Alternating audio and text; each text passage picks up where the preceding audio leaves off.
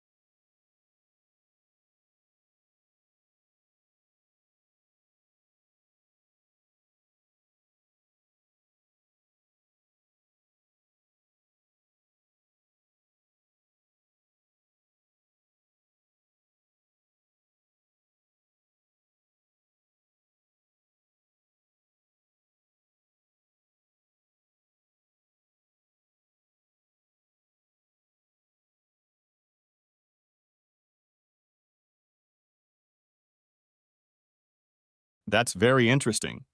Yeah, I thought the same. If it's no aliens, God knows what humans are doing. Very strange. The one we saw was rectangle and appeared to be black. No lights coming out of it. Just a black rectangle hovering above the lake, no sound at all, and then it disappeared. I love how weirdly wholesome this story is. Underage drinking, but being sure to have a designated driver, and the fact that you're still friends. About 18 years ago, when my grandpa passed away, my grandma stayed in my parents' house for a week or so. Our apartment was small, and we had a 5 m long corridor that connected 3 rooms, one from each end and one on the side with a doorway, but no door. I stayed at the side room and my grandma on one end, my parents on the other end. Every single night that my grandma stayed with us in the apartment at around 1 o'clock, I could hear heavy steps that made the floor creak. The sound was like someone was stepping on sand wearing boots. I could hear the steps behind the wall, and every time the steps would get close to the doorway, it was dark, but I could still see. So when the steps reached the doorway, I would see no one, but still could hear the steps moving further towards the room where my grandma was sleeping. I was a little kid at that time, so the situation would make me scary. I was too scared to move or to make a sound. And the next day, I didn't tell my parents. God knows why. But after a week, when my grandma left, I stopped hearing those steps, and when I told my mom, she jokingly said that it was my grandpa looking for our grandma. It sounds like you had a mysterious and somewhat eerie experience during the time your grandma stayed at your parents' house after your grandpa passed away. The idea that the footsteps could have been your grandpa looking for your grandma adds an interesting and sentimental twist to the story. When I was in college, I would go to Joshua Tree National Park to rock climb over spring break. Around dusk one night, my buddy and I were hanging around camp. A huge lizard walked onto a rock about 20 feet away. The lizard's body was at least 3 feet long without the tail, and probably about a foot thick. We watched it for about 10 seconds before it scurried away. I have been to this park dozens of times, but I have never seen anything like that since. Possibly a Gila monster or Mexican beaded lizard. They can get extremely big and have thick tails. They prefer cooler temps, so prefer to hunt at dusk or dawn. Seldom seen and threatened, endangered. A very lucky sighting. Few folks have ever seen one. Gorgeous creatures and venomous too. I saw one once in Gila Bend. It was big with orange, fading to pink spots, and beautiful. Lots of cool animals in the deserts. Nature has a way of surprising us, and your story is a testament to the beauty and diversity that can be found in even the most arid landscapes. Thanks for sharing.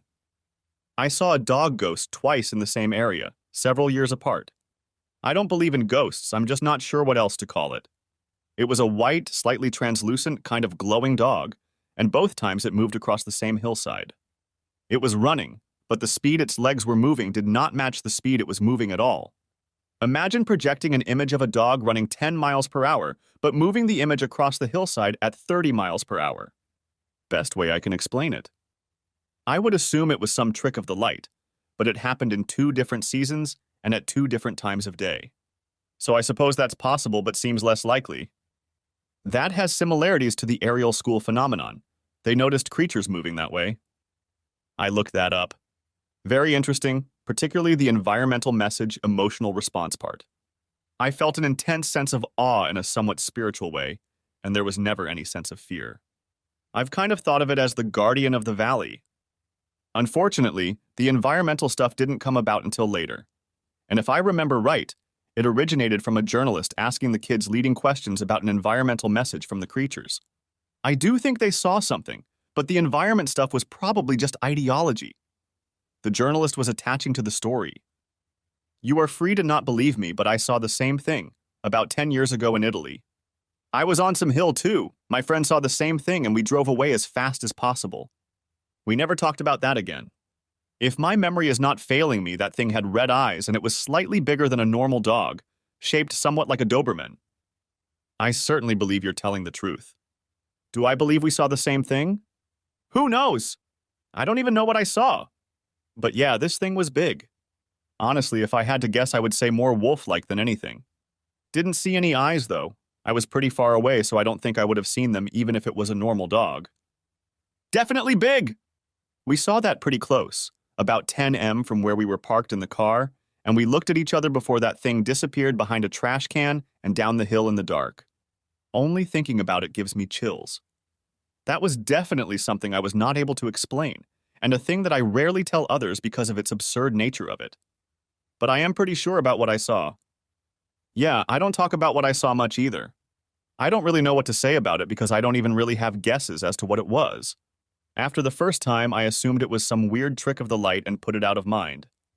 But then after the second time, the connection you drew to the aerial school phenomenon and the environmental message emotional response part is thought-provoking. It's interesting how these sightings can evoke a sense of awe and even a spiritual connection rather than fear. The concept of it being a guardian of the valley adds a touch of mysticism to the experience. I knew this guy from childhood, and his wife from McDonald's. We met up and I invited him over for a few beers. Apparently he was addicted to meth, and Felicia I already knew died in suspicious circumstances. He gets a couple of beers in and confesses to me he killed her. I asked a few people later what I should do. They said if the police don't care, it is what it is. He's on meth. Who knows? No one cares he confessed to me he murdered his wife. This is something you have to take to your grave. The police won't do anything on the confession if in case you report it as well. He is a meth head and confessed under the influence. Won't be valid in court. Sad to hear he entrusted you with such heartbreaking stuff if it is actually true. But in the end, this is what life is, buddy. I'm not a legal expert, but this is a serious and difficult situation. If someone has confessed to a crime, especially something as serious as murder, it raises ethical and legal concerns. I was out one night during a school trip. I was near a forest and felt like I was being watched. Rumors said the place was haunted. Not that I believed it, but I was still cautious. I grabbed a multi-tool and flicked out the pocket knife. Then I grabbed my flashlight and looked about. Nothing, but I couldn't shake the feeling. But then, I looked a darker area of the camp, near the edge of the forest. I couldn't see anything, but I felt like someone, not something, someone was there. I couldn't see them. So I shined my flashlight into the darkness. But nothing. Or so I thought. There was a quick flash of movement out of the corner of my eye. Someone was there, but they stayed in the shadows. I kept my eyes out for ages, waiting for whoever was out there to make a move. But nothing. But I could feel it. Something was there. Then I saw it. It was a dark figure. It kept moving through the forest. It never approached. But someone was there. I slowly went back to my tent, but stayed up the rest of the night. My multi-tool never left my hand the whole night. But eventually, I finally passed out. This was then followed by a nightmare. A horrible one. I was trapped in a maze. This thing was following me. Its form was shifting, but it felt human in nature. It would follow me slowly through the maze. When it cornered and caught me, this made me wake up, but I wasn't awake at all. I found myself waking up back in the maze.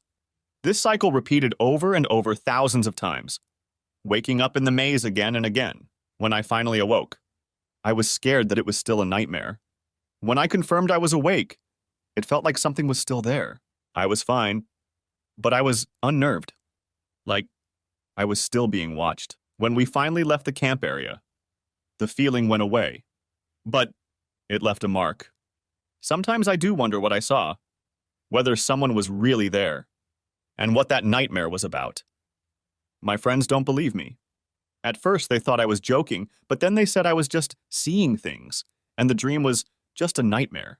I was ready to go down swinging with that multi-tool. I even pulled out a camping knife I brought along with me, but still I couldn't help but feel fear. Like what I was looking at. Or well, not looking at it. Felt wrong. It felt like a person was there, but it didn't feel like a person, you know? I'm kinda used to being attacked due to severe bullying, so I was just waiting for something to rush me. But it never came. Still, the dream nightmare didn't help. I was super paranoid days after it, wondering if I was still in the dream. And the thing was just waiting. Cause of the whole, waking up, only to find myself back in the maze. Over and over. The fact that you felt someone was there yet couldn't see them clearly adds to the suspense. Sometimes, intense experiences like these can leave a lasting impact on our psyche, and the feeling that something is still there after waking up can be a lingering effect of the dream. It might be helpful to talk about your experience with others who were on the trip or share it with someone you trust.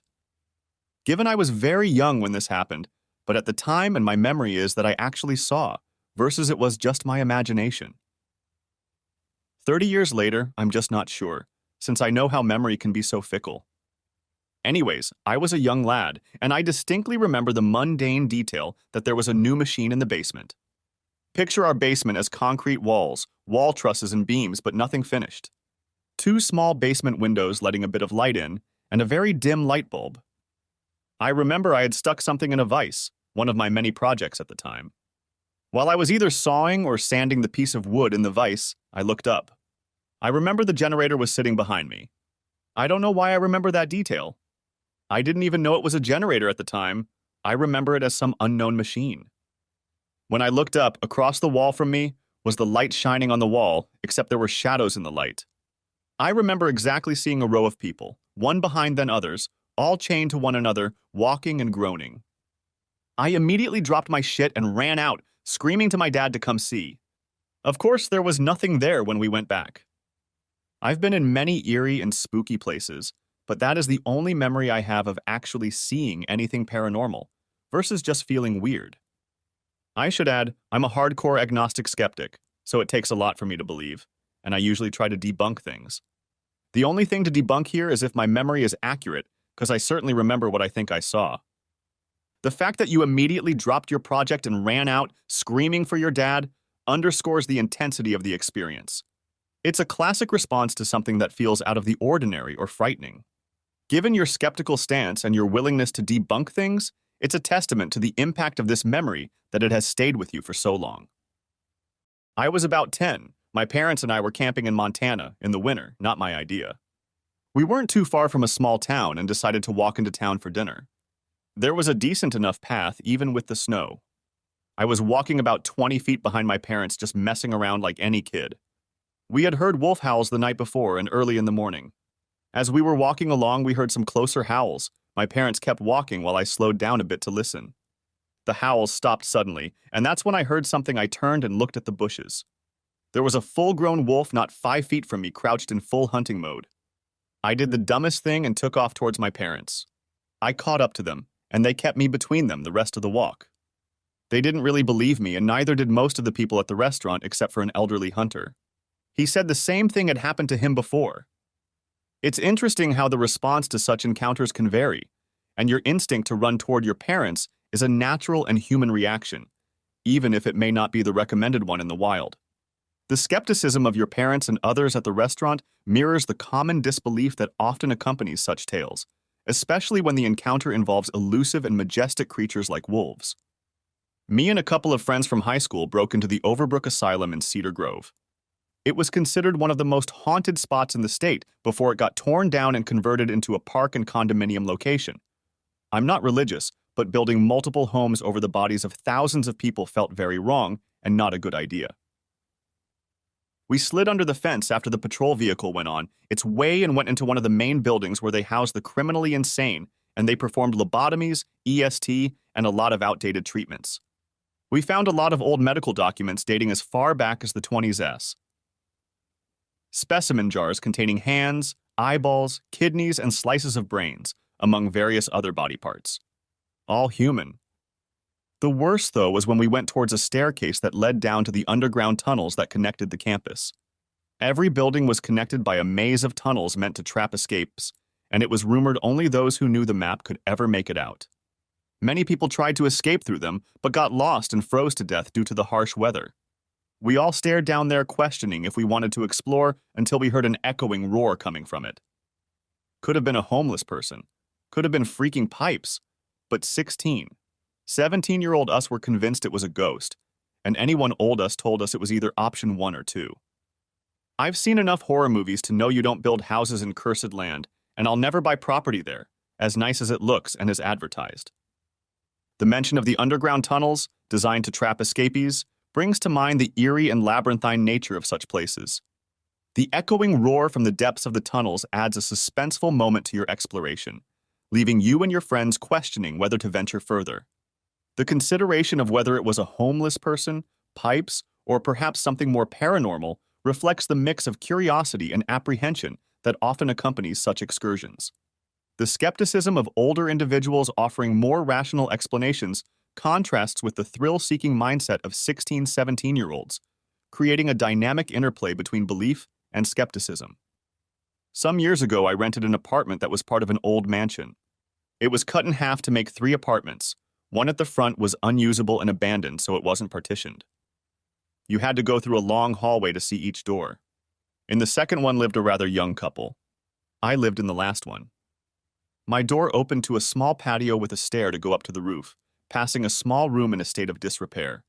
To the side, there was a door to the terrace. Directly under the abandoned room was the kitchen, which was connected to the bedrooms via doors, with the bedrooms having no windows but big twin doors that did have windows. So one day well past midnight I was thirsty, so I went to the kitchen through the patio trying not to bother my sleeping family in the other room. So I open a twin door and I see a canine head looking at me from the room above the kitchen. Thinking that my dog had somehow gone through the terrace door, I aimed my phone camera to use the zoom because it was dark and the room had no outside light.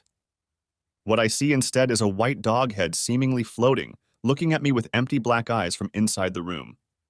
Until it moved slightly towards the open window, which revealed it had black fur on its big body. Easily standing 2 meters tall.